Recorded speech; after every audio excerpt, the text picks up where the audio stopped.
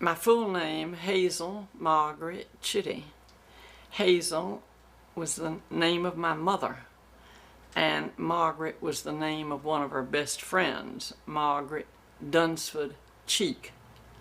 And I got the name Dolly as a nickname because I was the fifth child, and supposedly they thought I looked like a doll. So for a while I was doll baby, but fortunately we dropped that before too long. I was born February the 5th, 1924, in a private hospital on Riverside Avenue. It was owned by an obstetrician, Dr. Rollins, and he owned the hospital, and it was an old home. And I remember going there when Gertrude was born, and it was absolutely beautiful. You walked up these steps onto a big porch, and inside was a lot of mahogany woodwork and paneling and a big lovely staircase. I do not remember seeing Mama or Gertrude. That was the end of it. I have about 5 or 6 very distinct memories that I had before my mother died, and that was about 6 years old. Gertrude was born when I was 5, and one of them was being upstairs in the front bedroom with her. It was a cold day because the fire was going, and she was dressed in sort of an informal, not a bathrobe. They didn't wear bathrobes, or whatever it might have been, a cover-up over her nightgown. And my brother Billy was there, who was 3 years older than I. So I was probably 3 or 4, so he was that much older. And I remember his misbehaving a little bit, so she gave him a pair of scissors and told him to go outside to the bamboo in the backyard and get himself a switch, which he did. He brought it back in, and she ripped, it wasn't, you know, he cut it, so it was very small, but she ripped off the little leaves and then just did him like this. Gave him a few little switches, enough to make him jump, but that was her method of punishing. And then I never remember my father physically touching anyone in the family. Another early memory would be, before Mama died, we went out to Old Camp Johnson, which is on US 17 south of Jacksonville, which was a World War I camp. The streets were red brick, and the trees were just gorgeous, big oak trees, and all of the barracks were little green houses, and the soldiers had been stationed there. And I guess at this time either it was empty, see, this would have been 1924, no, not 24, 27 or 28. I don't remember any soldiers being there. People could just go and picnic, which we did do, and we took watermelon for our picnic, and I ate, here we are eating again, and I ate so much that I threw up, and never enjoyed watermelon until really just a few years ago. It was always good, but I never enjoyed it. I just quit eating it. That's a terrible thing for a Southerner to have to do, give up watermelon. I don't remember when Lindbergh crossed the ocean. They must have thought it was important for us to see Lindbergh because I was taken to town, and he came by us near the St. John's Cathedral downtown on the corner of Market and Adams Street. There were big, beautiful homes there at that time, and I was put on a big brick post. All the posts were connected with metal bars, and I was stood up on the corner post, and I just remember him walking by, you know, a man coming by in front of or beside this little yellow plane. I remember it distinctly. He brought the plane with him. I think he carried it everywhere on parade. That was part of the you know, wonderful part of it. You see the spirit of St. Louis. I never knew the Chitty grandparents in Micanopy. They died before I was born. But the others, Amoni, who is Mary Annette Harsh Brown and William Watkins Brown, had gone to live with my mother's sister, Aunt T, in Winter Park, Florida. And it was there that my grandmother died of breast cancer. And after she died, Granddaddy moved to Jacksonville and lived with my Uncle Will and his wife, Aunt Lottie, and my Uncle Lane, Hunky, in a little two-story red brick house on the corner of Oak and Aberdeen. And I only remember one thing about Granddaddy, and that was that he sat me on the front porch, or I sat on the front porch with him, and he had a little house about this big, little wooden house, and a woman would come out in good weather, and then she would go in the house. He showed me how it would work. And then the little man would come out in bad weather, so it was a little weather van, and it probably had a little thermometer on it too. I think I've seen them since then, and they do. But I remember that. That's the only thing I remember about him, but I do know as a fact that Granddaddy loved fish. And you probably aren't familiar with the jetties here in town at Mayport, which sort of divide the St. Johns River from the ocean. They're huge rocks that go out probably a mile out to sea and make the channel. And Granddaddy was fishing on the jetties and fell and broke either his leg or his hip. And I remember that the story was told that Daddy had to work to get a settlement with the insurance company so that Granddaddy could have a little retirement because he was disabled. That was before the days of government disability. Mm-hmm. What is your memory about the Depression? I think my enduring impression was the people coming to our house asking for food, and the fact that I knew that Daddy, there was an undercurrent of great worry. Daddy had something like about 18 or 19 wholesale grocery houses throughout Florida, and he had to close all of them, but I think about 5. And because,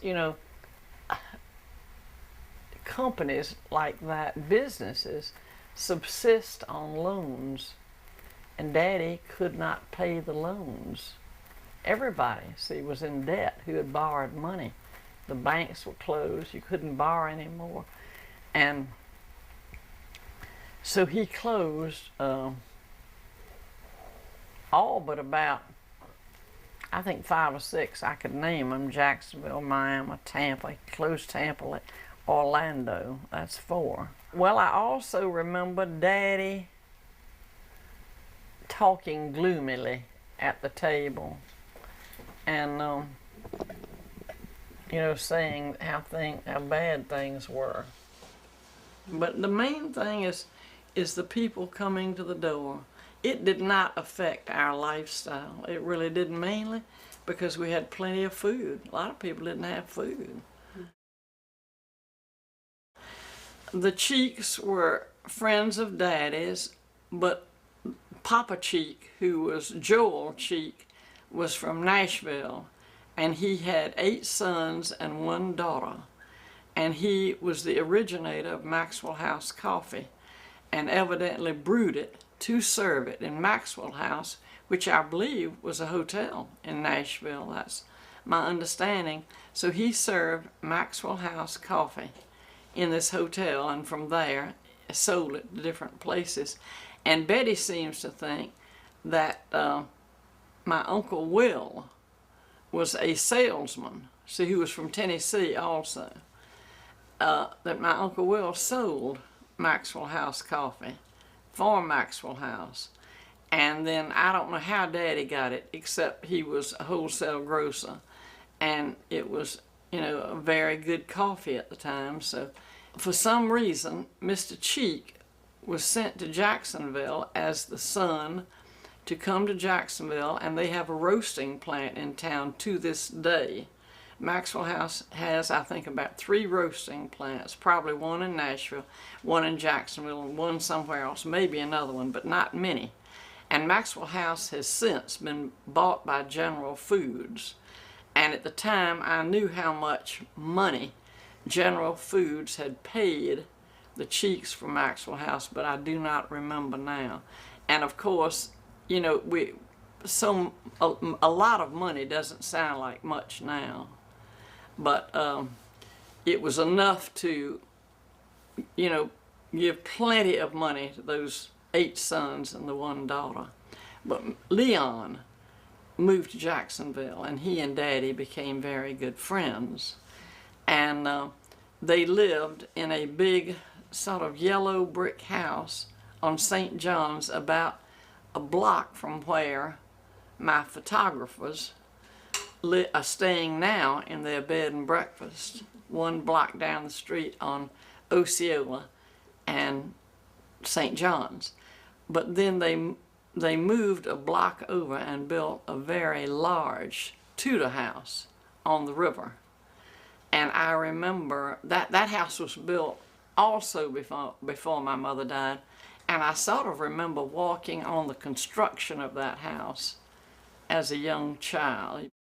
Mrs. Cheek was just wonderful to us. She loved Mama, Mama loved her, and she came to visit us a lot. And a good story that I remember, and of course it's repeated to you, you know, people repeat a funny story. Auntie Cheek would bring me beautiful little dresses. I was named for her, see, Margaret. And she would bring me beautiful little dresses on hangers. And so one night when she came with 2 or 3 beautiful little dresses, quote, "Auntie Cheek, please don't give me any more Wesses." And they laughed, and I guess she laughed. But another thing Auntie Cheek did that really has me doing the same thing with my grandchildren and with one of my daughters-in-law, and that is she gave me a piece of flat silver for every birthday and every Christmas. And by the time I was 18, I had a complete set of sterling silver with my initials on it, and which I use today, which is of course, my favorite silver. But I now give all my young granddaughters and a daughter-in-law a piece of silver, you know, from time to time. And the daughter-in-law, who's been married about 30 years, she's got a complete set. I have nothing else to give her in her set. But that's been a pleasure to receive that silver. It was well known that if Daddy had died, after Mama died, if Daddy had died, I would be given to the Cheeks, and Gertrude would be given to the Martins. And the thought of being separated from Gertrude was just so horrible. You know, I prayed every night that Daddy would not die, so that we would have to go live with the Martins and the Cheeks, which would not have been, you know, all that bad, except it would separated us. It would have been bad. Well, Mama was Hazel Talitha Brown, born in Gallatin, Tennessee. She had beautiful, long auburn hair, and she frequently would take me and probably Billy, I don't know, a car full of children, riding in the afternoons. And we would ride in the car and go way down Riverside Avenue toward town, almost to town, to a very fine pharmacy in town, which was also a drugstore, had wonderful candy. And we would buy boxes, little tin boxes of what was called chicken bones. They were and they were in the shape of a chicken bone. You'd pry off the top, you know, and then we'd get those, eat those in the car, then go 1 block down the street to Dinsmore Dairy, and all of us, I would get a little bottle of chocolate milk, which was a treat, and we loved it. My father was Arthur Benjamin Chitty, born in Denmark, South Carolina. And it's my understanding that at about the age of 7, he moved with his family, first to Flemington, Florida, and then they went to Micanopy. I had no idea how they came. I think they came actually by boat some of the way and then by train some of the way. But he was the middle child of, I think, 12. So he was the 7th, I think. And maybe there was one younger than he, and then there were several after that. My great uncle, who was my mother's uncle, and Moni's brother, Richard Nathaniel Herbert Harsh, they called him Herbert, but also he was a major in the American Red Cross, and they always called him Major Harsh. That's what we called him. He had been very, very friendly with Daddy. In fact, we have correspondence between him and my grandfather Brown. And they would have been brothers-in-law because Granddaddy would have married his sister. But anyway, there was always a closeness, I think, between Daddy and Major Harsh. Evidently, after Mama had cancer of the breast and had Gertrude and became very sick, Major, who supposedly had a medical degree, and he told Daddy he would take Mama and the children to Michigan for the summer where it would be cool. But anyway, he took Mary Ann, Betty, Billy, and me to Michigan. His wife and her aged mother, Mrs. Lewis, Mrs. Meriwether Lewis, and himself, we lived in a small, sort of 2-story, I'm going to call it a bungalow. The roof sort of went up like this, I don't know exactly, and the steps went up inside. And Walloon Lake was a little summer resort, I believe. There was a house behind us. I don't remember the house, but it had a tennis court, which indicates, you know, in the 1920s, someone of means.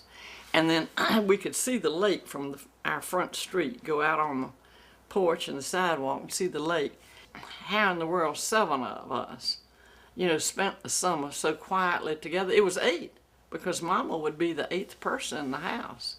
And Marion was virtually her nurse. I do remember in later years, Marion has told me that Mama had been in a lot of pain, but that Major did not believe in painkillers. Mama evidently suffered a lot. I don't remember Mama suffering, but I remember her up there, mostly in bed, and I remember that we combed her hair. Now, they cut her hair at some point, but we still would comb it, you know, for her. That was part of our fun, to comb Mama's pretty auburn hair. Daddy came up once or twice, and Arthur Jr. and Gertrude stayed home. And we have a letter written from Mama, I think, to Daddy from up there, that bemoaned the fact that her baby was not with her, which has always just crushed me, that Mama had to leave her baby here. I mean, she would not, I know she didn't want that. I don't remember the trip up, but I remember the trip back after Mama died. You know, it was just a traumatic thing, but the biggest trauma was that Major thought I should see her in the casket. And so we all trooped to the funeral home, and I remember seeing her in the casket and just, you know, thinking knowing for the rest of my life she'd been closed up alive in the casket, which I think is a typical thing for children to think. But I think in retrospect that was probably very bad, that maybe I didn't need to. But I was afraid she'd been buried alive. They all came back on the train with her, but Billy, Major, Miss Lewis, Miss Tenny, and I came back in the car.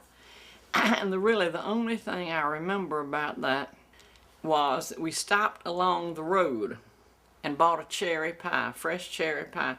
Michigan's famous for cherries. But we stopped for a cherry pie, and Major said, "Dolly, you cut the pie." So here I am, 6 years old. He gave me the knife, and here's a pie, cut it in 5 pieces. So I started cutting, and what ended up, I cut one huge piece, then the next, you know, they went down, and finally the last piece was about this big. It's the only time I ever remember that he got mad at me. And he said, "You have cut them all in different sizes." And I said, "Well, the big piece is for you. The next piece," I mean, you know, I made it right as I could, and I ended up with a piece of about that big. Miss Tenny is Major's wife. His second wife, as a matter of fact. And Major had 3 children and a first wife. He divorced the first wife, evidently, to marry Miss Tenny, who was his bookkeeper. And the 2 sons accepted it, but his daughter never did, Aline. She occasionally would come to Eastbrook to visit him, but she didn't really get along with him. But his son, Marcellus, or Buddy, came a lot. Had a beautiful wife named Dorothy. The Harshes are great singers, and the Browns were great singers. Now, I don't remember Daddy's family being at all interested in music, but the music in my family has come from my mother's side. Major Harsh was a man of spasmodic talents, spontaneous talents. Every time we would see him, he had a different thing. One thing that he was in favor of one time when we saw him was he would put milk on the hearth until it clabbered. Then he would drink it, and not only would he drink it, he'd think everybody else ought to drink it. And then he went through a Malteser stage, which was candy, which we all like. All the Harshes were very important. I was up there for 5 summers from the time I was 8. I was with these old people. Now, Billy was up there several summers, but he hunted and fished all the time. And I had a pony and horses, and we had a swimming pool down in the valley, and a tennis court. And I would go alone on a horse through the woods to to this little store. I have a picture of Gertrude with the father of the midgets, and there I'd get a drink, an orange or a grape. Major would not allow me, as I mentioned, to drink Coca-Cola because it was dope. Twice a day, he and Miss Tenny would go to one time, morning they'd go to Winchester, afternoon Tullahoma, for him to get a dope. But she would always do a little grocery shop. Twice a day they would go to town. Eastbrook was pretty remote. In retrospect, it was just wonderful, and I met all of Major's brothers, all my great uncles, and a lot of their children. And Margaret's middle name is Harsh because I felt that I wanted to continue in my family, you know, that name. They were just family friends. They would come to visit Daddy, rock on the porch with him and talk to him after my mother died. Mr. Cheek, Mr. Martin, Dr. Taylor, Mr. Baldwin, Lorenzo Wilson Baldwin, but he had 2 children. Rose, or Bebo, was Marianne's friend, who became the friend of all of us. She was one of those that would spend the night and sleep in the middle of the double bed, and Daddy would kiss her goodbye in the morning with all the rest of us. And then for quite a while I dated the son Wilson, who went to Annapolis. But they called him Pops, so we all called him Papa Baldwin. And he would come visit with his little dog, and Gertrude and I just loved to have him come visit. Probably his favorite brother, I think, was Henry, who lived in Gainesville, who had a wonderful men's clothing store in Gainesville, Florida, on the square. Even I, as a child, knew that it was a gorgeous store. Beautiful suits, shirts, ties, and all that. And Uncle Henry and Aunt Maggie Bell had 3 children. They lived in a wonderful old southern home, you know, with the big porches. We'd go down after Sunday dinner. Gertrude and I would climb a magnolia tree out front. I remember that. But Aunt Maggie Bell always had on the sideboard a wonderful cooked fresh cake. You know, everybody had Sunday dinners back in those days. But that he loved Uncle Henry. I loved Uncle Henry too. They sat on the porch and smoked cigars. I really adored all my brothers and sisters, but Arthur Jr. and Marianne ended up being my mentors. They both were highly intelligent, Arthur Jr. was an intellectual, and Mary Ann was highly intelligent. She also was an intellectual, but not the kind that Arthur Jr. was. I mean, Arthur Jr. was books, books, books. Mary Ann was not only very highly intelligent, but very practical and artistic, energetic, and just a good businesswoman. I mean, she sort of had it all. Now, she loved to sing, but she was not musical. Arthur Jr. was probably a little bit more musical. I have heard a lot about these paper dolls. Oh, yeah. Now, this was when I was in grammar school, and Mary and Betty were a little bit older. They were not in high school, probably late junior high, but we were still playing paper dolls. And she would line them. She'd have a sale, and she'd do a whole bunch of paper dolls and clothes, men and women, and line them up on the piano. And we'd all go, and the price was be on the back. They were made a little bit heavy, not out of cardboard, but out of some kind of artist paper. They were watercolors. And she made men and women about this color and would cut them out, and then she would make them in such a way that she could make clothes for them, and they'd have little tabs. And Mary Noble, I think, spent every cent her mother and father gave her on Mary Ann's paper dolls. And why I didn't keep mine, I don't know. I bought them too, and I guess Gertrude did, and I guess Betty did. We all played with them. Mary Noble kept all of hers. And there was a children's museum in St. Augustine, and a woman in Jacksonville opened this museum, and Mary Noble lent her Mary Ann's paper dolls. So Mary Ann's paper dolls were in the museum in St. Augustine, the children's museum.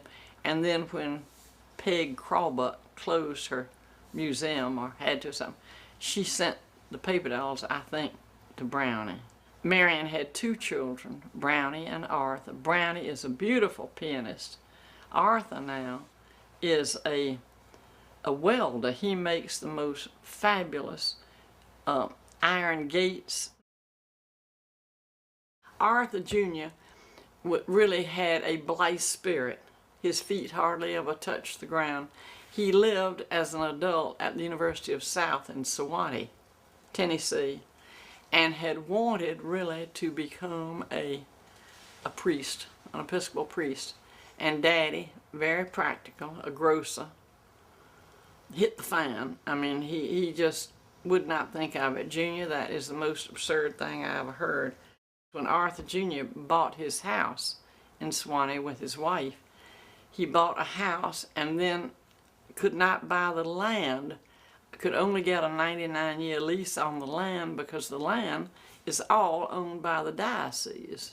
I mean, you understand that. Everybody does, but Daddy didn't. And of course, that was probably unheard of in that day. I mean, Daddy would never have heard of it. To buy a house without the land under it was absurd. And Daddy was a Baptist, so he thought the Episcopal Church was pretty far out anyway, but he didn't disapprove of it.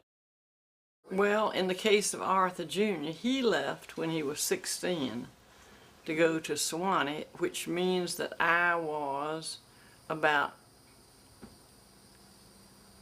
9. Mm-hmm. 9 from 16? 5. Oh, right, he left right after Mama died, I think. So he really just almost never came. I mean, he never lived at home again. He just would come home on vacations and that kind of thing. He was born in 14. I was born in 24. So there was almost 10 years difference between us. 15 between him and Gertrude. Bishop Juan, who was the bishop here, local bishop here in town, knew him and told him he ought to go to Sewanee. I think several people told him, and they told Daddy that, Sewanee, University of the South, would be a good place for him. Daddy actually did not believe in, for us, higher education. He thought you could learn all you wanted to if you applied yourself by yourself. It was sort of a battle for all of us to get to college, to talk Daddy into it. We just assumed he would do it. Arthur Jr. Went off to school very early when he was about 16, I think. And so he really was never home again, because after school he joined the Navy. It wasn't that Arthur Jr. just hated the grocery business, because he loved people. He got along with people beautifully, but he just wasn't really that practical. I mean, he wasn't really interested in making money. He was sort of more spiritual than that. But really, I miss him terribly. I loved him dearly. I mean, more really than that. And when he came to visit me as an adult, and he'd bring sometimes his little children visit here, he always had something to teach you as a teacher. Always had something new to tell me, and always something to share. Just that kind of person. Marianne and Betty were at home for several years, and then Marianne went to the University of Chicago for a year. But before that, she and Betty would take their turns running the household. We all took turns. When they married and left home, then I became the housekeeper. When I went to college, Gertrude became the housekeeper. Then I went to college 2 years, but came home for a year to work for Daddy in the warehouse, and went back to my duties as housekeeper because Gertrude was probably still in high school. And the main thing about keeping house for Daddy was driving him if we were 16, and managing the servants, which there were always 3: a cook, the laundress, who was usually there, I think, 3 days a week. Well, she needed to be a night, and the yard man. So you would manage them, pay them. And in those days, we ordered the groceries over the phone. You know, in those days, you didn't eat like you do now. We didn't have and we had all these canned goods in the pantry, and it was really not too much trouble to get meat and potatoes and rice and, you know, make a dessert and that kind of thing. And especially if the cook was doing it. So, simple. But anyway, so back to Marianne and Betty, that's what they were doing. Betty dated a lot. Betty liked boys, and boys liked Betty. Marianne liked men, but not quite like Betty did. Marianne was more interested in her brain. Marianne was very smart. She was valedictorian at high school. Arthur was salutatorian. And, you know, just read everything on the sun. She was just a brilliant young woman. And so she really was more interested in the intellectual and that kind of thing than Betty. Betty was more of a homemaker. Betty was a wonderful role model to me at that time as well as later when she got married, because she ran a beautiful home and was a wonderful caregiver for her husband and her children. Marianne, on the other hand, was a mentor for me. It was the brain, and Marianne was always trying to stimulate me, telling me books to read. I posed for her a good bit. She was an artist, and her main medium was crayons, colored crayons, or blue crayon or something, or watercolors. I don't know whether she ever did an oil of me or not, but she was a wonderful artist and got a good likeness. Yep. I think I've got one out there in blue, and I think that's just pencil. But anyway, she was very good at getting likenesses. And Betty, I think, mentioned more than once a boy named Ben Jones, who was the son of her music teacher, and I've got a sketch upstairs that Marianne did of Ben Jones. But anyway, Marianne and Betty did sort of 2 different things for me, and Arthur Jr. did too. Now Billy, strangely enough, it wasn't that Billy didn't like me, but Billy really never had anything to do with me. He and I went to grammar school. We were 3 years apart, but he would never, when he would see me, you know, he might wave, but he never rode his bicycle home next to me or anything like that. I don't really remember being close to Billy. I think, in retrospect, years after it all was over, Billy was 9 when Mama died, And I think Billy was totally neglected.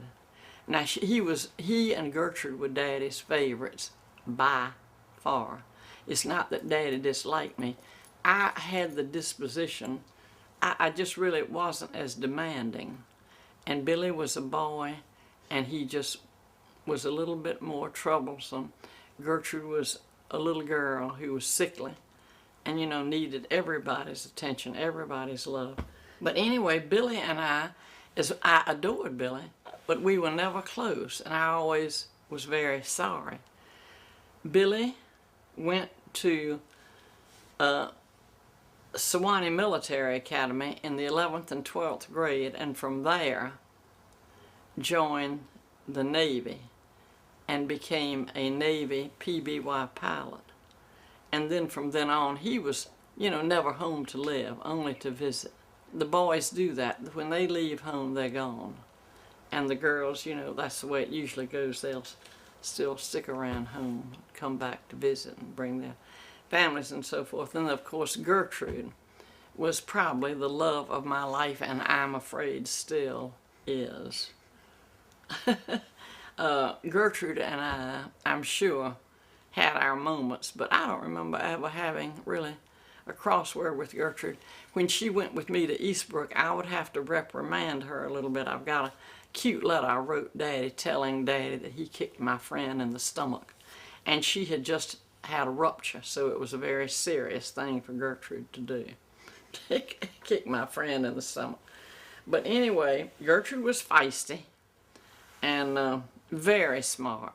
I mean, just very, very smart. And has grown up into I think, a superior person, if you'll pardon my saying that. But anyway, so that's my relationship with them early. Our Hunky, Uncle Nene, Nathan Harsh Brown, lived with Aunt Lottie and Uncle Will, his brother, Uncle Will, who never had children. They never had children. And Hunky never had children. Hunky never married. Uncle Will married Aunt Lottie from Oklahoma. I think she was from Oklahoma, I'm not sure. And he went to live with them, and that's where he was living when Granddaddy moved in with him and died there, their father. Well, I remember going up to Aunt Lottie and Uncle Will's and Hunky's to spend the night. And this could have been any time from probably after Mama died, 6, 7 years old, right in there. And I would go and spend the night in the bed next to him and have a wonderful time. Aunt Lottie was a wonderful cook, and I always served a wonderful meal. The house was just a precious 2-story red brick house. A wonderful homemaker, and a shame she never had children. But anyway, Hunky was always happy to just be laid back and, let somebody sort of take care of him, and we've got that streak in our family. Every once in a while, Margaret will say, Mother, I think I want somebody to take care of me. I think I've got that streak. And I said, well, Margaret, I guess all human beings, in a way, would love to have people take care of them every once in a while. But anyway, so about a year or two after Mama died, Uncle Will got a very good offer of a job with his brother-in-law, Aunt Lottie's sister's husband in Oklahoma, who was in the oil business. The Depression was probably 10 or 11, 12 years old. Things were still tight. In fact, this country did not pull out of the Depression until we started manufacturing war. The war was what got us out of the Depression. Uncle Will and Aunt Lottie had helped a lot with Gertrude. I think Betty's told about driving up to get Aunt Lottie and bringing her down. Aunt Lottie would stay with Gertrude. But Gertrude had nurses too. Ethel and Miss Clemens and probably a few others. So after they left, he moved in with us. And he brought with him, as I remember, 2 little black iron beds. The iron was square like this. It wasn't round iron. Before he moved, we had 2 beds, as I recall, on the sleeping porch. So we moved 2 more in, his 2. But then he brought a beautiful chest, and he brought a chest of drawers made out of cedar that I have since given to his namesake, Nathan Harsh Brown Chitty, my nephew and Arthur Jr.'s son in Orlando. And I gave him that piece of furniture because I thought he would like to have something of Hunky's, which he did. But he moved in with us really just for a few days, for a weekend, a week. And he, continued to stay. For a long time, they called each other. In fact, I think they died calling each other Mr. Brown and Mr. Chitty. And he'd say, Mr. Brown, when are you going to leave? When are you going to find yourself a place to live? And always at the dinner table, because that's where we talk. And we would all set up this hue and cry. And that went on, and he never left. But as time went on, and we all moved out, and Hunky actually became a male mother figure because he was so sweet. He would play with Gertrude and me on the sofa at night, and Daddy never played. I mean, Daddy was sort of a Victorian father, the type, and sat in that chair, read his paper, the Bible, Saturday Evening Post, listened to the radio. He and Gertrude would listen to the radio to scary things. I'd have to go to bed. It'd scare me so much. But Hunky was really the buddy of Gertrude and me, and we all just adored him. And he loved children. We have all these pictures of the second generation, third generation with him. And he preferred children to people, and sometimes I do too, to tell you the truth. But then, as time went on, Daddy became very fond of Hunky and realized that Hunky had fit a place in his life as well as his family's life. And he drove for Daddy, so Daddy became dependent on him. He worked for Daddy. He had his desk, and he was sort of the telephone order taker. The grocer, when the telephone would ring, he'd pick up the phone, talk to the Chinaman, all those people, the Arabs and everybody who would give us, the town people, who would give us orders over the telephone, so they didn't have to have a salesman call on them. I don't know how it worked into Hunky. It was Uncle Nene for years, and then my brothers and sisters worked it into Hunky. I do not know. Elizabeth Brown Johnston, married to Uncle Johnny in Winter Park, Florida, near Orlando.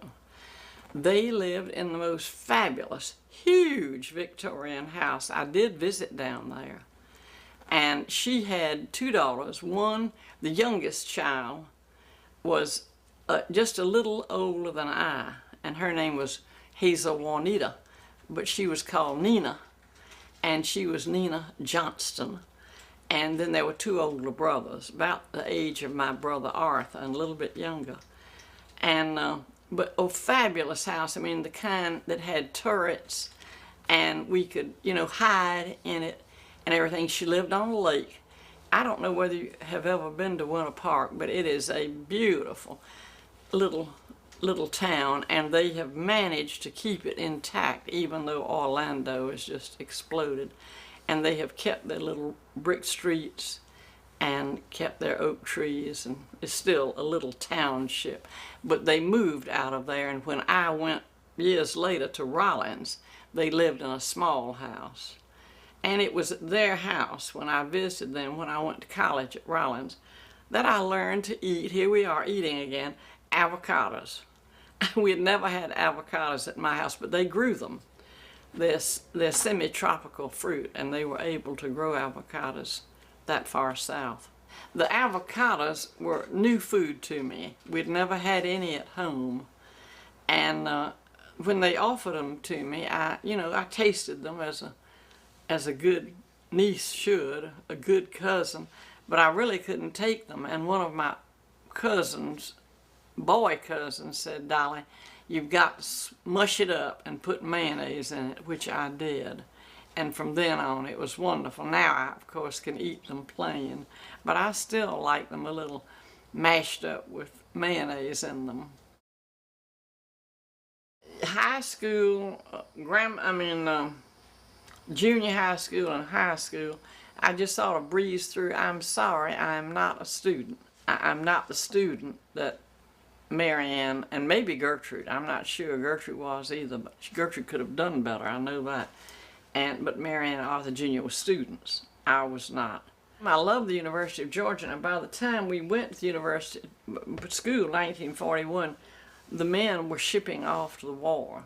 So the only men left at the University of Georgia were those in medical school, and I was a freshman, and the freshman girls' campus was separate from the main campus. So I was literally isolated. I mean, it was like a girls' school. And I made good friends there. I unfortunately haven't kept up with many of them, and you know, a lot of them are dead by now, I hate to say. But I love the University of Georgia. I pledged Pi Beta Phi there. I don't know whether you know that sorority, and enjoyed that. I never was really too much of a sorority person, but we had such a strong alumni chapter here in Jacksonville, and they did a fabulous job of rushing in the summertime. Betty had been a Pi Phi, so that had probably a lot to do with it. And then I came home and worked for Daddy, and I worked during the war. I worked for Daddy in his warehouse as his secretary. I wrote the checks, and I was a billing clerk, which meant I ran a big, huge, funny machine. You'd roll in the bills and type in like 10 cases of tomatoes, number 2 at so much per case. Then, you know, punch a bar, and it would jump over the next space, and it would multiply it out, and then it would add at the end. I mean, it was just sort of a forerunner, I guess, of, you know, a computer or something. It was a glorified adding machine, but it typed it all out. So I was the billing clerk. Billed most of the day.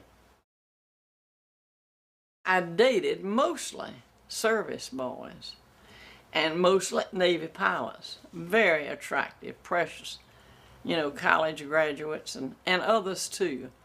But all the local boys had left town.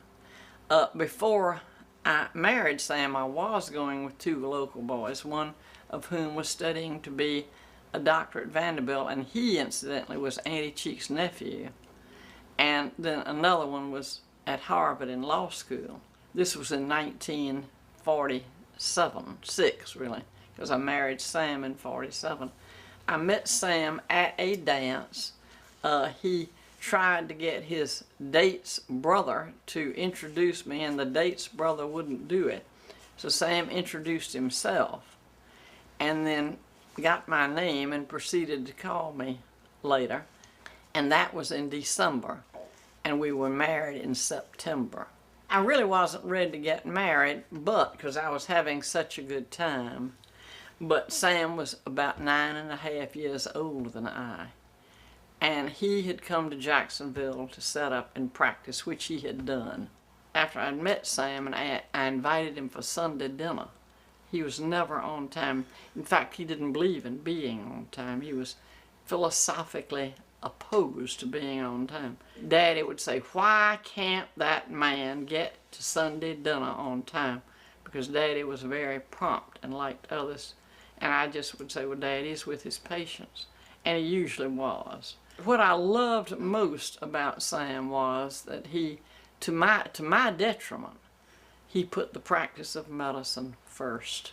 That was one thing I admired so. I mean, he would go to patients if they needed him. The phone would ring in the middle of the night. Sam would jump up, answer it, go, come back, and I would hardly know he had left. He loved people, and he did not know color. He was as unprejudiced about people as anybody I have ever known, which I liked. But I thought, you know, if I'm going to marry a doctor, I want to marry a doctor that believes in patients and the people that need him. But I married Sam because finally I realized that I didn't want to date anybody else. I thought that was the test. I was 23.5, and he had just turned 33. So we got married, and Betty and Earl found this house for us. We lived in an apartment for a year, then moved out here in 48. Margaret was born in 49, my oldest child.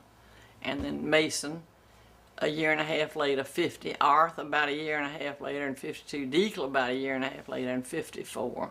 Well, Margaret is the oldest, and Margaret was a wonderful, sweet child, very musical. She played the piano, and she helped me more or less with the boys. She was a wonderful help.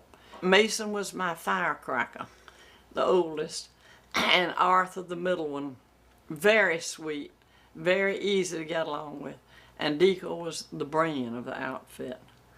The three boys got along well. They lived upstairs, and Mason, as I say, was the firecracker. He was always one. We had to settle down a little bit, and but they got along very well. And then I had the little Down syndrome's child in 63. And so that was much later. Margaret was 14. And just almost the greatest sadness of my life, she only lived for 9 months. And she had auburn hair, the same color as my mother's. And, you know, just had, I guess, so many things wrong. I was very unhappy about the way she died. Margaret and I had gone to Bartram School, Margaret's school, for a program one night. I came home and she had died. So Sam, I mean, I didn't dare say, "You have let her die." But, you know, she died while somebody was keeping her, which just absolutely undid me. She had had little spells. I mean, for lack of another word, I'm just going to say they would remind me of a little epileptic spell. So, you know, something in the brain, probably. You know, that's what they say she died of Down syndrome. So that, I think, was on the death certificate. But, you know, you know, it's just one of those things. You just finally have to accept it and get over it. You know, you just do. And 3 other children, they keep you so busy. They were all sort of broken-hearted. They were, but they, you know, they just, you just accept those things. And of course, Sam, being a doctor, he realized at the onset that the chance of her survival could be very shaky. And Sam's very practical. He probably thought, he never said it, but he, unlike me, probably thought that in the long run it was for the best. I could never, you know, bring myself to say that or think it, but he probably did, being the kind of person he was. Probably the love I had for this baby was the purest love I have ever had, because I expected absolutely nothing in return. I knew she was unable to give me anything. I mean, I could tell that. And so, I don't know, I just, you know, it's as I say, the only probably pure love I've ever had, because we do expect things from others. We want to be loved in return. And so, I don't know, I figured that was that. Wives, I notice, either put husbands first or children first. I never put Sam first.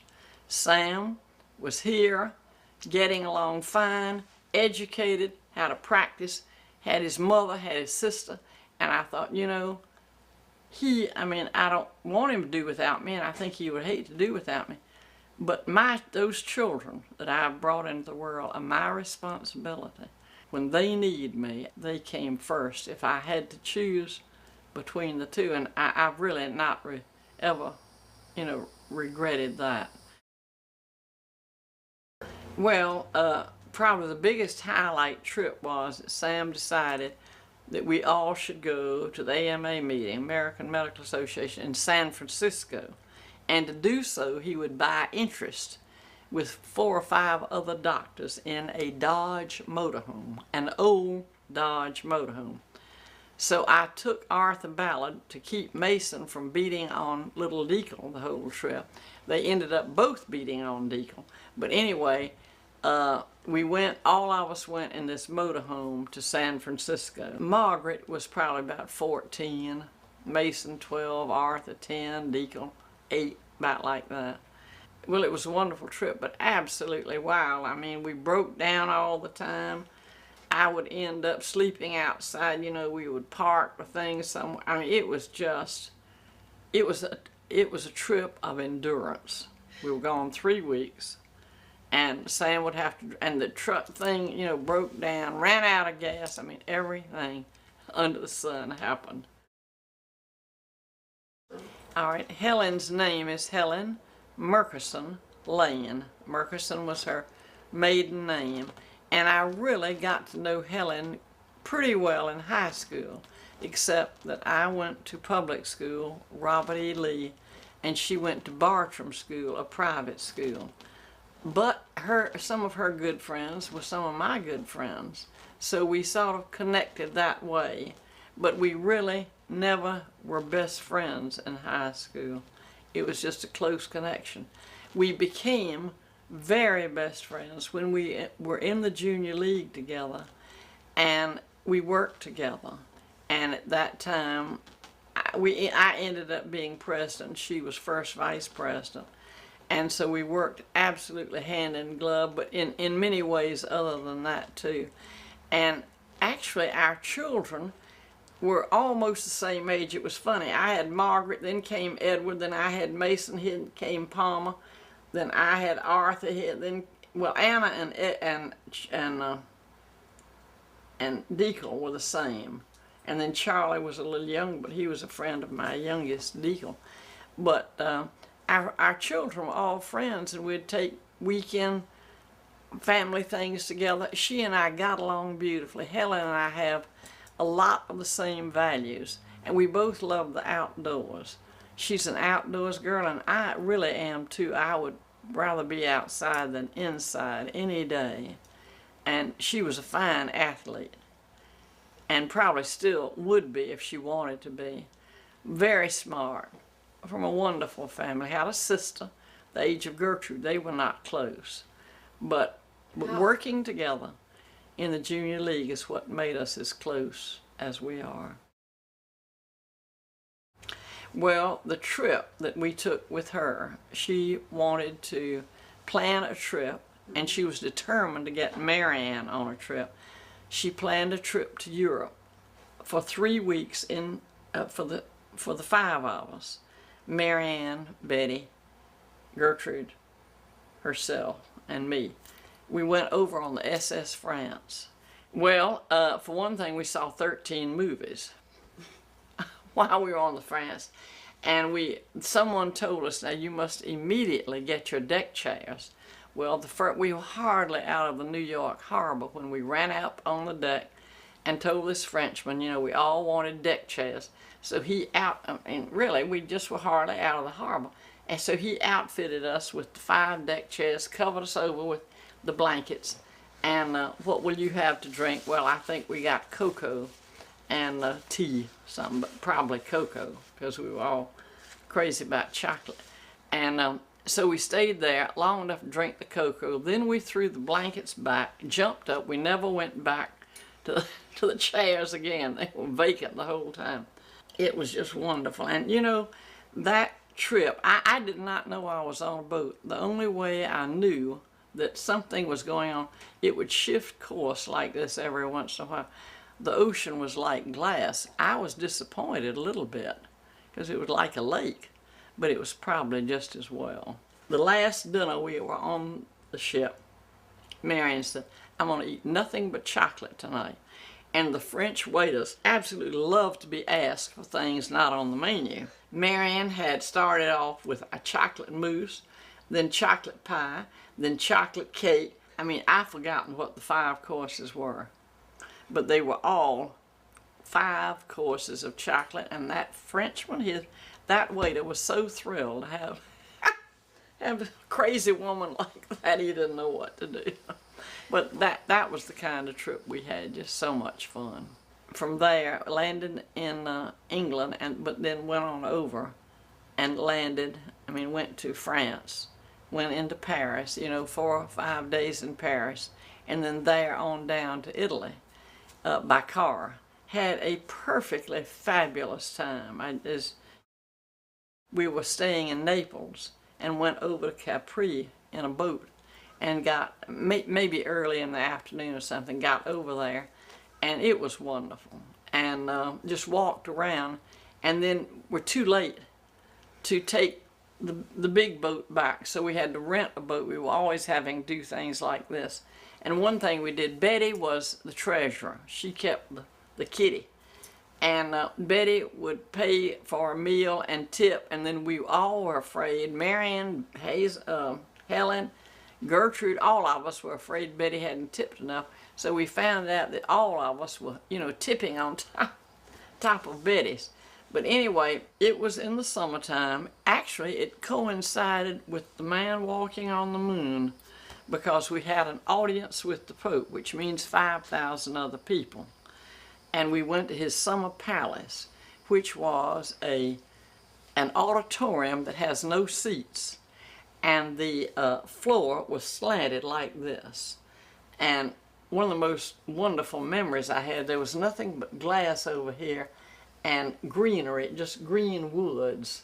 We'd gotten out there by bus from our hotel, but anyway, as we were standing there waiting for him to come, there passed by here, in our view, about 25 of these gorgeous red cardinals, men, dressed, and against that green, the sight was absolutely amazing.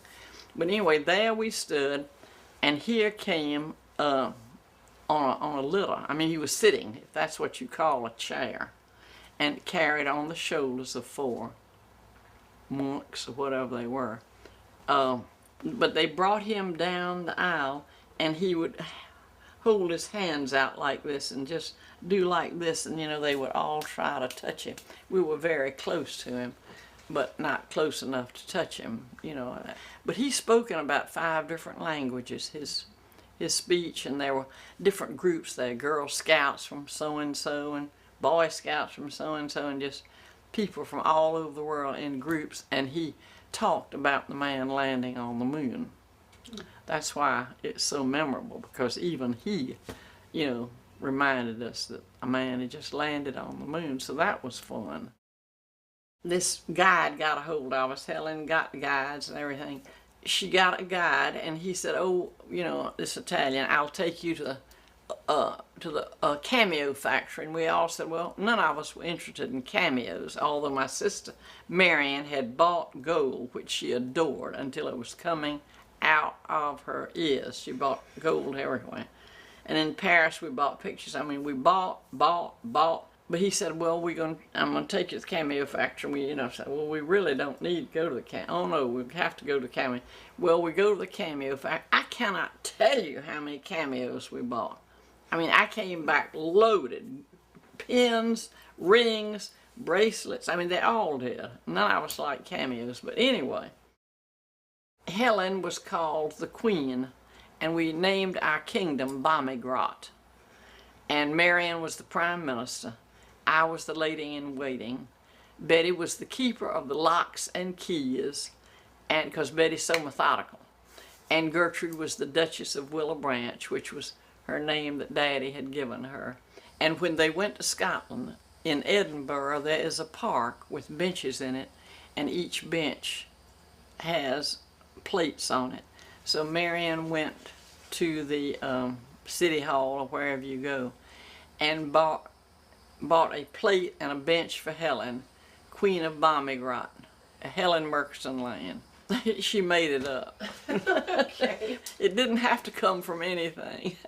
But going over to Capri was absolutely wonderful. We came back late at night, had to rent our own boat, and sang the whole way back. Take Me Back to Sorrento, and at the top of our voices, and all those things. Oh, and loved Venice. It was just a fabulous trip. And then Betty and I had to come home after 3 weeks. Beefy wanted Betty to come home, and I had to come home to Sam.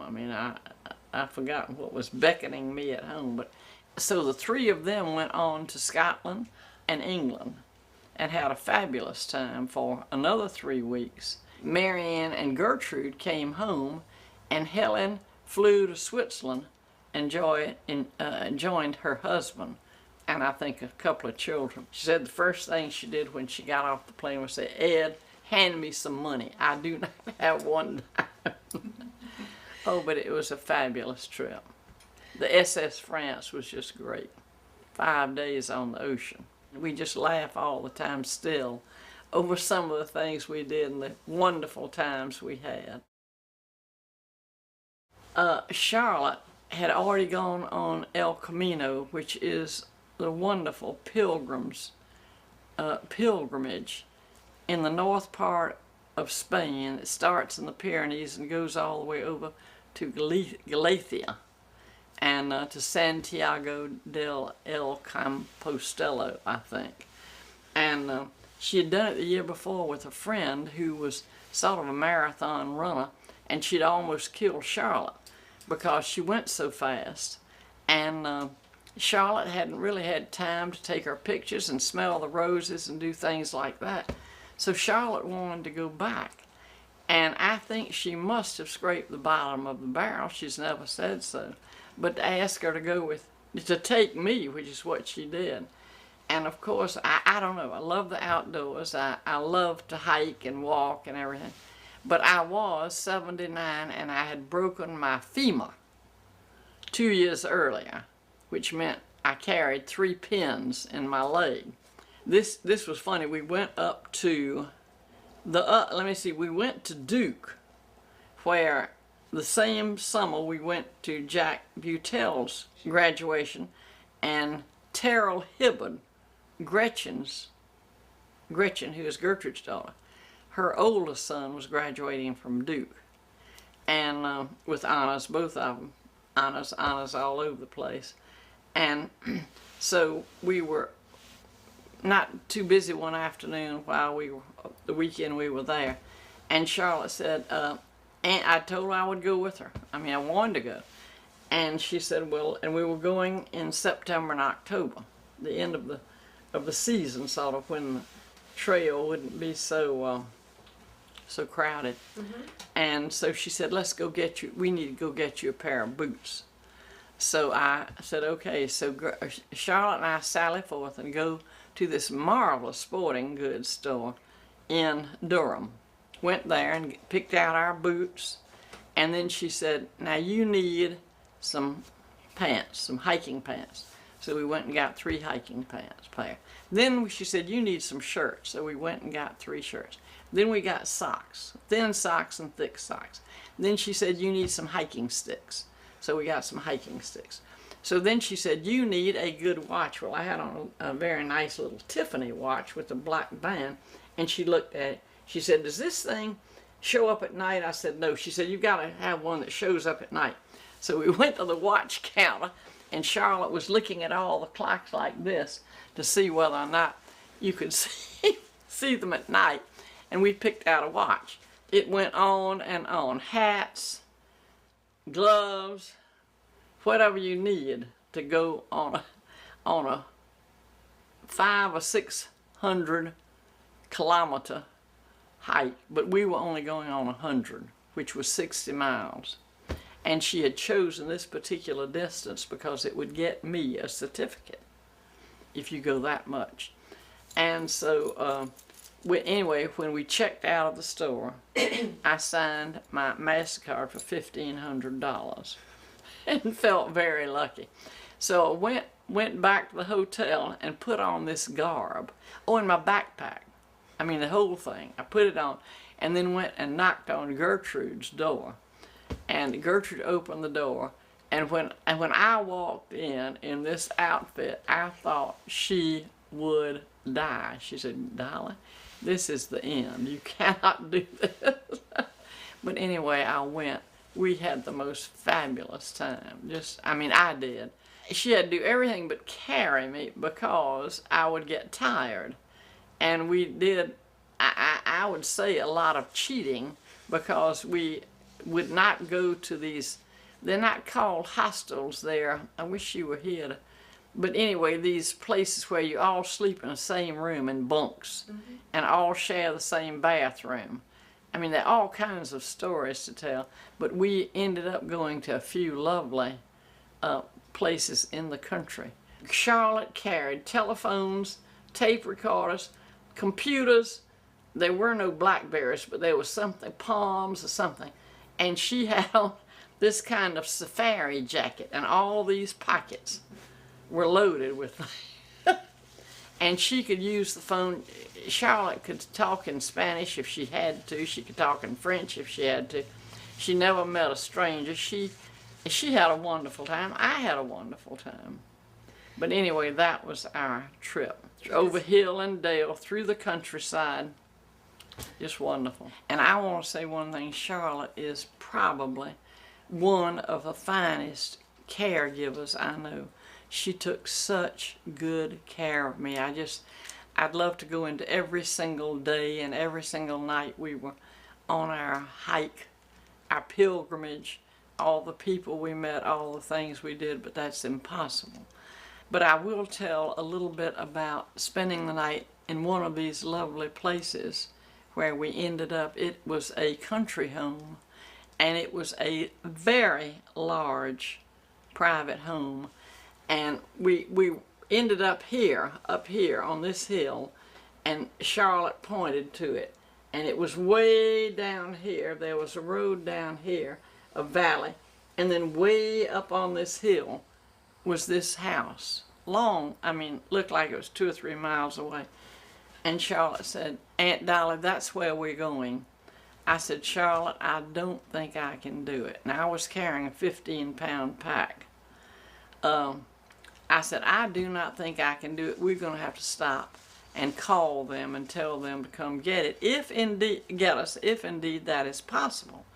So there were just little places, and all these places serve alcohol.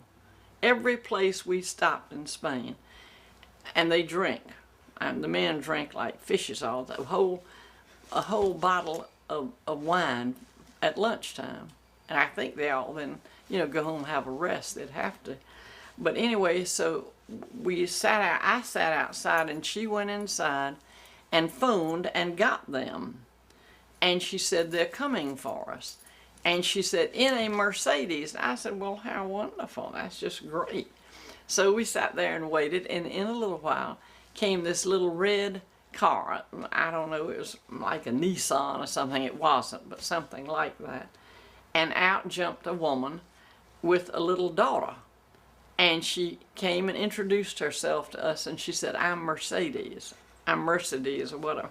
And we thought, oh well, she's the Mercedes. They said, we'll send Mercedes to pick you up. The shop thought it was the car.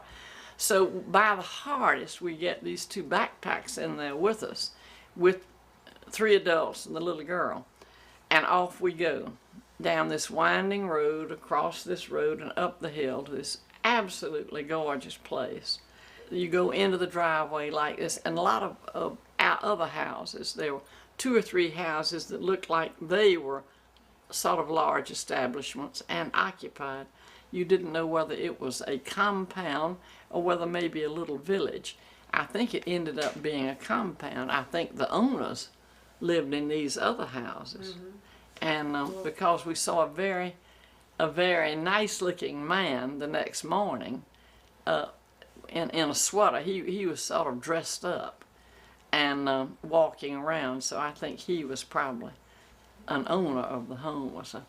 But anyway, we go into the front door, and downstairs is this enormous hall. I mean, the hallway must have been, and it ran the length of the house, with the living rooms and the dining rooms and the kitchen, and a big kitchen with open fireplace, and more down here. I mean, all this was down on the first floor, and the hallway must have been, I want to say 12 feet wide, 10 or 12 feet wide.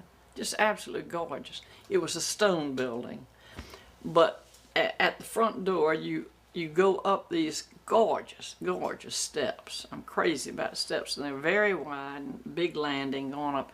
And then upstairs is another large hallway and 8 bedrooms. And she led us to our room, which was the last room on the right. But we would go by, and I thought this was such a good PR fact, that all of the doors were ajar, and you could see into each one of these lovely bedrooms. You know, not a hotel room, a family room, a lovely room.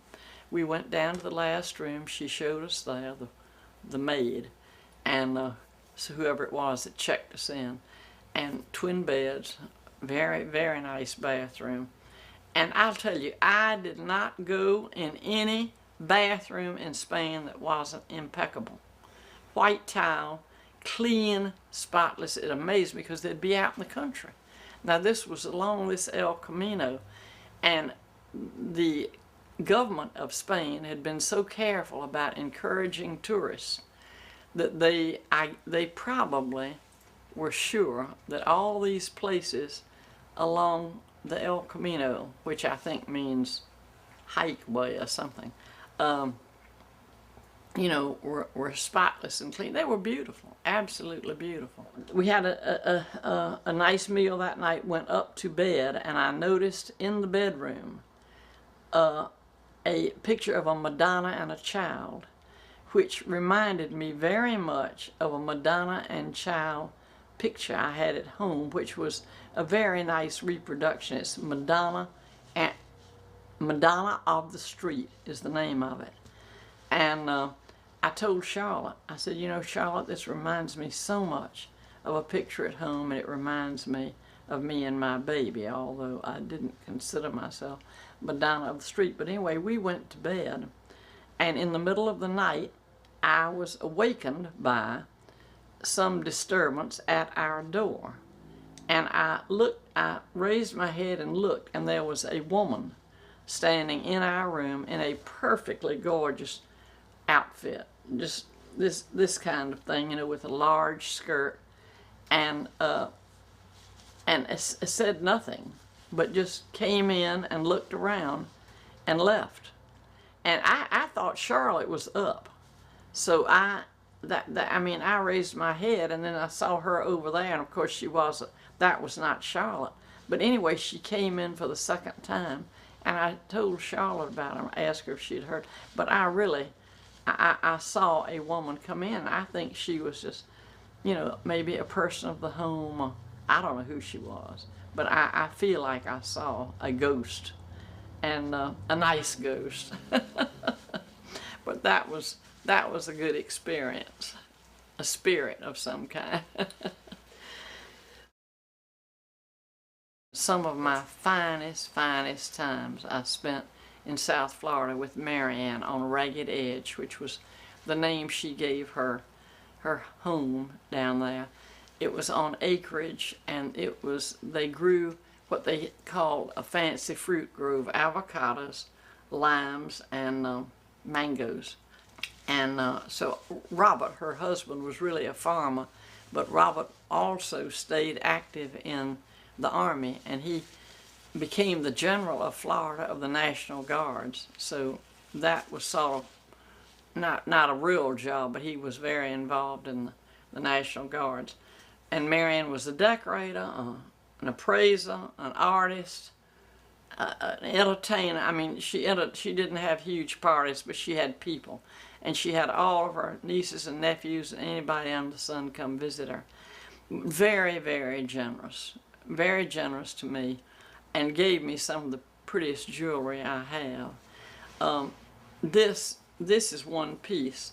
Marianne had bought a brass breastplate, is what I call it, of these fish. There were 3 strands of them, and she was crazy about gold. She loved gold, and she always said that South American gold was the best. So she had a friend who would go to and from South America. They were in the consul business. She sent this brass necklace by this friend to South America, and she had this thing made in gold. And all of these fish are handmade. They're very heavy. About 3 of them weigh an ounce. When they got ready to send it back, they had put a ban on sending gold out of that country. So there was no way to get it back to ship it back. So the woman that was coming and going all the time smuggled it back for her. Yeah, she smuggled it in for Marion. So Marion got this necklace, and absolutely beautiful. She would wear it occasionally. It just was a chest full of fish and gold. And then before she died of cancer of the colon and had one of these colostomy operations. So she was sick and dying about 4 or 5 months. But it was a graceful death, and what she did was have the opportunity to do things in her dying days that you don't have a chance to do if you're suddenly killed or something. She broke these down into 3 necklaces, and then she also made some single earrings. Gertrude has a pair of the earrings. She gave me a pair of the earrings. But she broke these down into 3 necklaces, and she gave me this one. The others sort of come down like this, and she gave the other 2, one to her daughter, one to her daughter-in-law. And it is my very favorite piece of jewelry. She's given me a lot of beautiful jewelry. And I went to see her quite a bit before she died. I'd go down there and visit. And on one of the last visits, she said, Dolly, she was in bed for about 3 or 4 months. I mean, she was infirm. She really couldn't do anything. Dolly, go look on my bedroom door, and hanging up is a long strand of beads. And she said, go get those beads, because I want you to have them, because you're the only person I know crazy enough to wear them. And her husband's father was Dr. Ballard, who was ancient when he died, and he had an ancient sister when the sister died. And I went and got these things, and she said these beads were just a collection of beads I had. And she said they were in a shoebox, and I got Dr. Ballard's mother to string them for me. And I don't know whether she said she'd worn them much or not, but anyway, she said, I want you to have them because you will wear them, which I do. And I just love them. And I feel like a gypsy when I've got them on. But anyway, but this is the kind of thing she gave me. She has given me some gorgeous things. So that's Marianne. And, you know, I just, as I say, I spent some of my happiest days visiting her at Ragged Edge. And all my children visited down there. They worked down there. And not only my children, my Arthur Jr.'s children and Betty's children went to visit. Betty's children, I never worked for her, but she was just good to everybody. I love Gertrude's children, and I especially love Charlotte. Now this is terrible because they're all going to hear. And I especially love Cooper and Gretchen. Johnny is the age of my oldest son, and I love all of them, but Johnny and I have never been close. Gretchen and I have been close, but Charlotte and I have been very close, of course, after this trip. But Charlotte is just the most caring person in the world. I don't know that you know her, but she is. She is a fabulous person, very generous, and smart as a whip, as I think you know. And then I love Cooper a lot, so much, because he was born about the same time my baby was born. He was born that same year. Beautiful, big, fat baby, but then they moved away when he was about 3 years old, 2.5 or 3.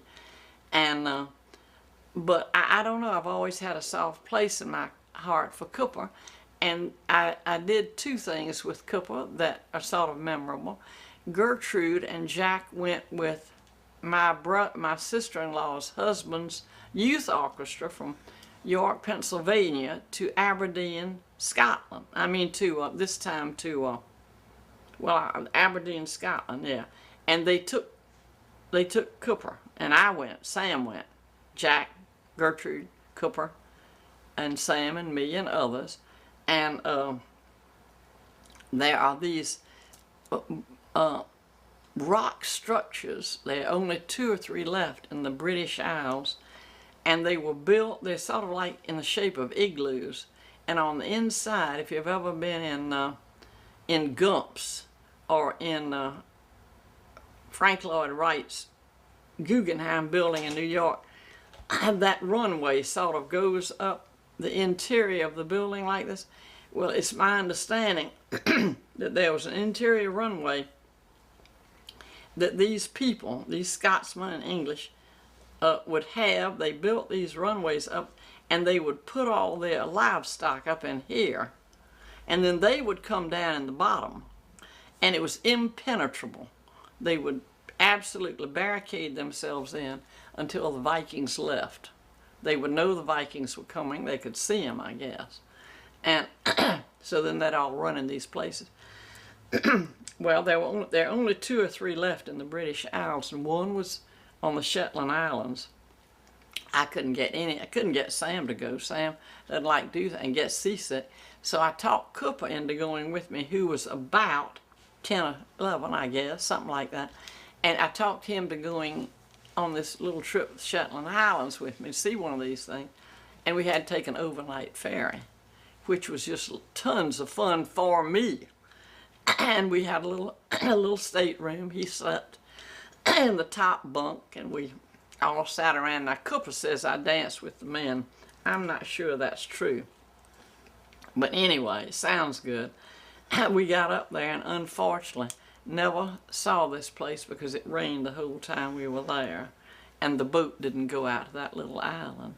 But it was, the Shetland Islands are the farthermost point of Scotland in the North Sea, I guess, the Arctic Ocean or something. I don't know. It's way up there far, and I just thoroughly enjoyed it. I like the water. I like boats, and but what I found interesting was the people. You can tell that they have Scandinavian. They have all their sweaters and things have those lovely, you know, things. I don't know what they call them across the shoulders. Gertrude and Jack went with Jim Fole again on a music trip to Switzerland, and I kept Cooper, and I think he was more like 8 or 9 then, and they were gone a week or so. But we had the best time because every night we would go out in the canoe, and Cooper would have to sort of beg me to take him out. Aunt Dolly, can we go canoeing now? Oh, Cooper, we went last night. You want to go? Yeah, I want to go again. So we'd get in the river, then he would have to beg me to come in because we had so much fun. But that was the highlight of that time for me, when he and I went canoeing every night. Hugged the shore so it wasn't dangerous. Well, I got married in the Riverside Baptist Church, which was Daddy's church. My mother and father never got together on their churches. She was a Christian, member of the Christian church. He was a member of the Baptist church. And the first 3 children went to church with her. The second 3 went to church with him. Then when she died, I think they joined Daddy's church, except I'm not sure that Arthur Jr. ever did. He may have gone right on to Swanee and become an Episcopalian. But I love that church. I doubt if you've seen it. I wish you could see it, though. It's a Mediterranean church built by the very famous, designed by the very famous architect in Palm Beach that did so many of those beautiful Mediterranean homes in Palm Beach. We were married in that church, but first of all, I want to say that I was baptized in that church, and that was quite an experience. And while we're talking about churches, I want to say that church has played a very large part of my life.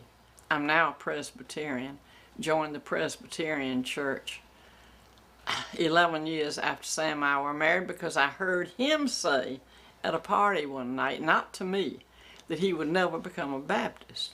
And he had come to town as a Presbyterian. His mother and father had been Presbyterian and Methodists. They had never gotten together. And I just always thought that was stupid. And it did not take me long to decide, well, if he will never be a Baptist, I'll join the Presbyterian church. I think it's silly. you know, for me to do that. But I loved the Riverside Baptist, and I hated to leave it, but there, I don't think you should join a church for the edifice.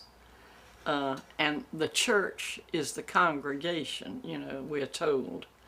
And but anyway, I was baptized in that church, and it was very impressive. It meant a lot to me, and the communion meant a lot.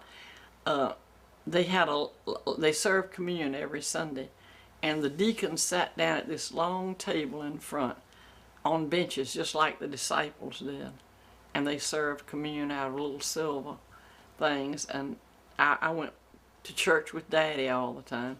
Daddy was an embarrassment to me because he would stand up at the proper time and jiggle his change in his pocket.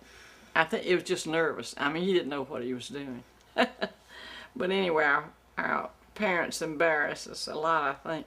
But then I joined Sam's Church, Riverside Presbyterian, and have really never been sorry. And some of the minister that married us, Dr. James Stewart, was very meaningful, not only in my life but in Sam's. But anyway, and I've had several ministers in my life that have been very meaningful to me, including the one I have now. And also, I've had some wonderful experiences in churches when we would go out of town. Once in Honolulu, Sam was at his meeting, and I went to church in Honolulu, and that was simply wonderful. I just absolutely adored it. I think somewhere along the way at the end you asked me any kind of advice or my philosophy or something. Yes. Well, I had to get it out of the Bible, and I'll have to read it because I can't remember things anymore. But I have sort of tried to live by this, and I don't guess I need this.